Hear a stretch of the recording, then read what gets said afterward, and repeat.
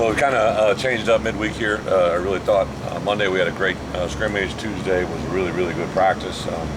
And just felt Wednesday night with two out of our first four games at night, just an opportunity to get under the lights a bit big. So we switched to evening practices here in the latter part of the week. Had probably our most productive, enthusiastic, great tempo practice last night. Really, really excited about that.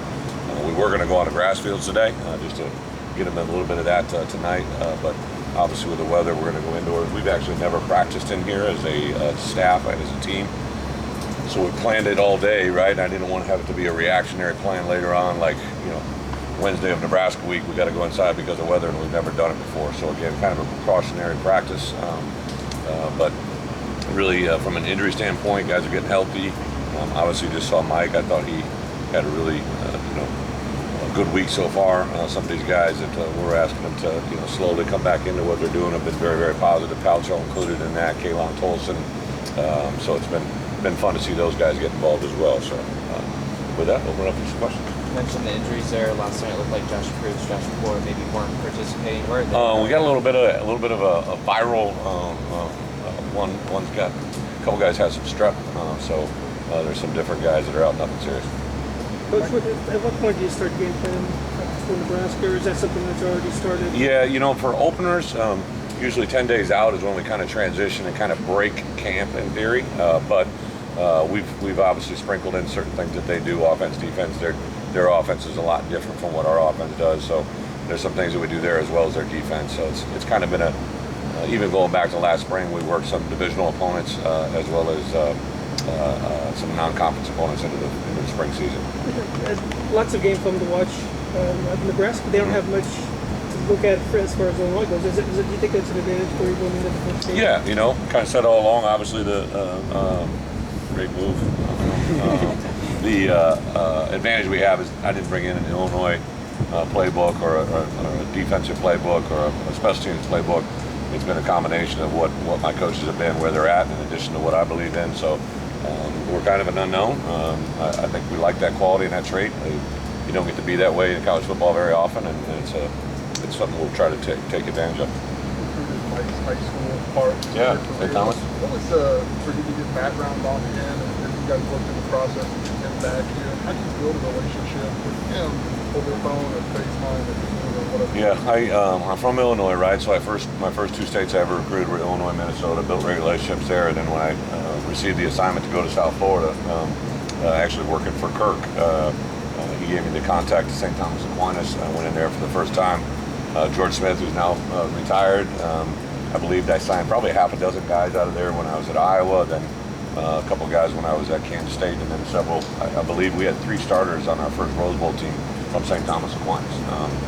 Roger Harriet, the head coach there, and I have known each other a long time now. And then when I received when I knew I was becoming the head coach here, they reached out to me right away about Mike and James McCourt, right?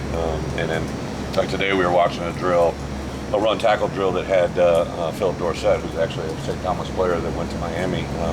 I stopped the film. I said, "Who knows this guy?" And those guys piped up right away. So yeah, there's a strong connection. I got a lot of respect for that program and what they've been able to put out. They got players at major colleges all over this country, and it's been fun to bring a couple of them here and hopefully open that pipeline up even further. So I'm seeing they speak highly of the guy. With your relationship, I would imagine they carry some. It is. Relationships matter. Josh McCray is here because of the relationship with his head high school coach who originated back in Wisconsin. I've built strong ties now with the guys that are in our current recruiting class. The guys are in 2023. I just believe that as a head coach, most kids have a relationship of some fashion with their head coach, right? And especially when you walk into a high school, you can tell right away why places have success. It's fun for me to come back into state. I remember the first time I ever went in Sacred Heart Griffin with Coach Leonard, and his son, who's now a head coach of a prominent program, was a high school player, I believe, at the time. So there's relationships matter, and it makes a huge difference in this world.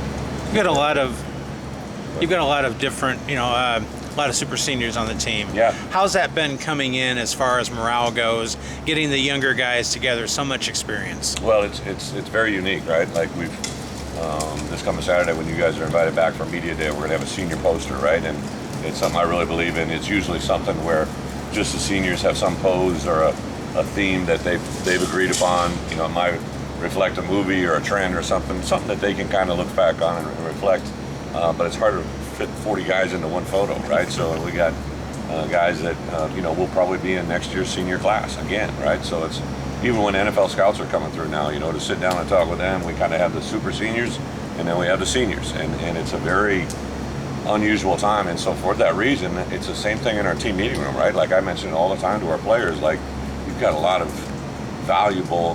Has the Senior Bowl watch list come out today? Did that come out? Yeah. So like that's a number of guys, and in my opinion, there's probably 4 or 5 that aren't on that list that should be.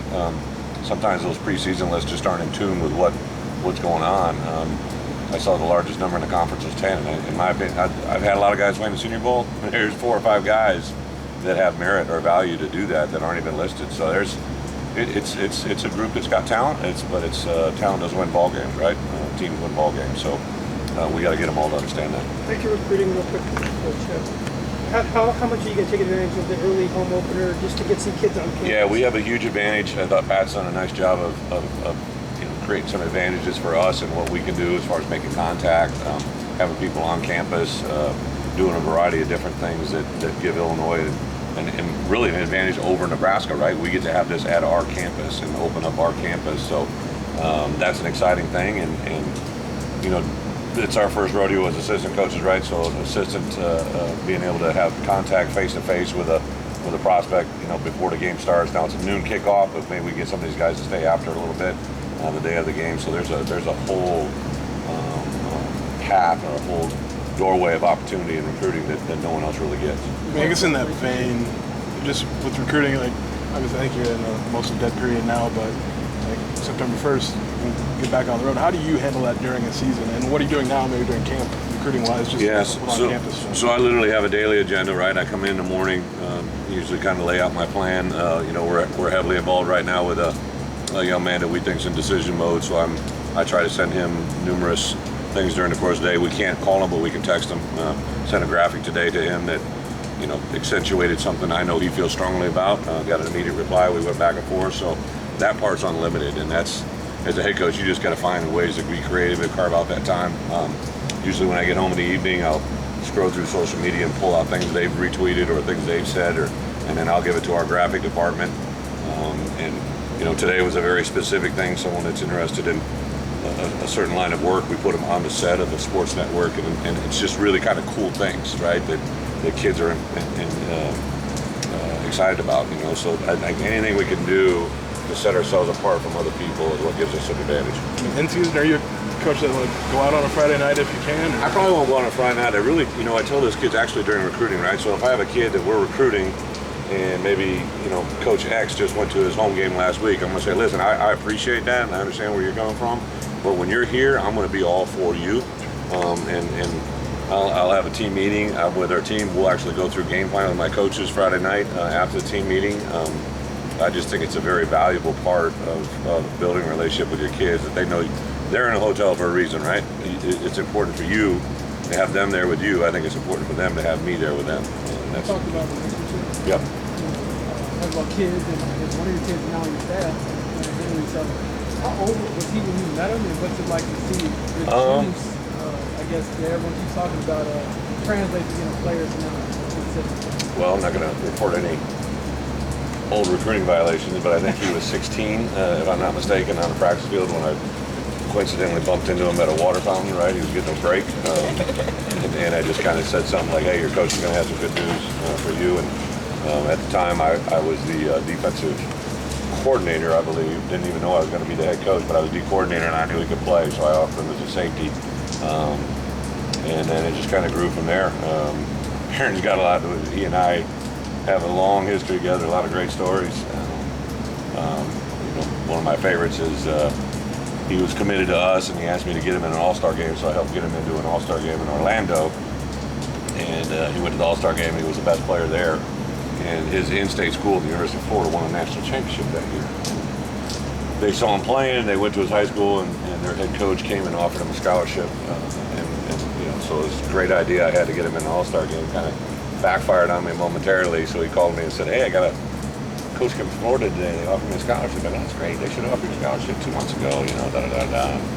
He like made me believe he was decommitted. You know, and so I'm like sitting on the edge of my chair, and he goes, "You know what I told him?" And I'm like, "No, what you tell him?" He goes, "I told him I know who I want to play for," and that kind of came full circle. So he definitely knows when he has the upper hand and how to play it. But there's no better representation of what I want in a student athlete than one of my student players, my student athletes of the past, right? So him and J-Mo both just tremendous representatives. Taylor Reed, Kevin Richardson, you know, to have those guys walk the hallways and what they represent means a lot. Coach, what's the energy, I guess, that he has? I mean, well, if you got to proclaim you have energy, that's your first witness, right? Like it should ooze out of you, and it oozes out of him. But yeah, he's self-proclaimed Juice, right? But he definitely does bring a lot of energy, which is fun to watch. Taylor West was hired today. Yeah. Can you talk about that hire and why you brought her in? Yeah, Taylor. So I had a lot of you guys know Bree. Bree was our administrative assistant under Coach Smith that he did, and she was awesome. But she informed me early on that she was going to go to law school, and she's entering law school here when school starts back up. So her time, you know, for football was going to be basically annulled. So we kind of went nationally, put out a national search for someone that's going to help me administratively, but also I wanted to grow our recruiting. Anything we can steal, put in the recruiting department. So kind of wanted an on-campus recruiting coordinator. And then I think the fact that for me to have a set of eyes and a set of experience that are from not here and also nothing in my background is really good. She had been obviously a student. I told the players they couldn't hold anything against her. She went to my alma mater as well, right? But she had a recruiting experience at Stanford, had been at a couple spots in college football that were smaller, and sometimes those places got to do things better than anybody else. So that intrigued me. And then I actually knew her parents, you know, from a long time ago, which is kind of crazy, but that really had little to no effect. She just kind of rose to a different level when that pool of candidates, and she's been awesome just in the short amount of time she's been here. How have you seen Calvin Hart Jr. slide into that linebacker group? CJ's been awesome, man. He really, he's changed his body. He's a high energy guy. Again, a South Florida guy that really, you know, just brings a lot of confidence, swag. But what I love about him, he's just, you know, he's very intense, learns football very, very well, always got a smile on his face. Mom and dad raised him the right way. He's dad's a preacher. He's got a background. It's just everything we embody and ask for here. So, yeah, I really think he just checks the box in a lot of categories. Ethan Randolph mentioned, you know, when he was in high school, it was a lot of go right, go left. And now he's doing a lot of scheme stuff. What kind of advantages or disadvantages come when a kid doesn't have a lot of scheme knowledge into college? Yeah, you know, I think a lot of our guys, right, are hearing things for the first time they've ever heard before, and they've just been open. You know, even just like Mike, I came down here. I think if you asked him, he probably would tell you like he's hearing things that he hasn't, you know, been exposed to. Our guys are just a sponge. I got to be careful and make sure that we don't tell them things that aren't necessary or can slow them down. I just want them to kind of fully grasp what we're asking. But Keith has been awesome. Like even just something from 2 days ago that we kind of made a correction on. He literally took it to the field an hour later and corrected it. I just very, very impressed. He's very raw. He has no idea how good he's going to be. How rare is it for a guy to be able to take something to the field that quickly? It's probably rarer than we would like, but hopefully as coaches you can make that point. You know, I sometimes these guys get tired of me saying things, but I always say practice habits become game-day reality.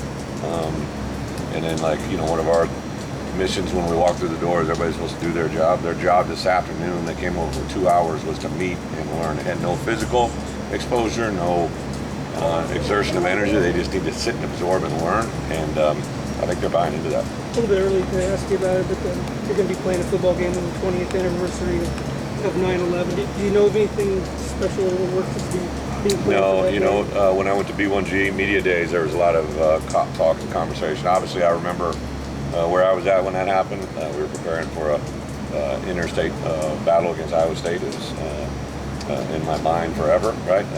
What everybody went through that day and the days that followed, but nothing has been discussed, at least to me. I know it's been discussed on a bigger platform with Josh and his crew in game management, but nothing with us. Last question here. I asked you about Rod Perry. These guys have been around college football for a while. What does he bring to that room and all that? I just showed a clip of him in this afternoon's meeting. He's got really, really good short area quickness and strength, which is not sometimes you get guys that are really strong, but they're not really quick, or guys that are really quick, but not really strong. He's got the unique ability to do both. High football IQ and acumen. He's coming off an injury, so it's kind of been new for him to see and hear everything, but he is a very, very talented guy that if he plays to the potential that he has, he could be a guy that makes a big difference for us this year. Thank you, guys. Thank you.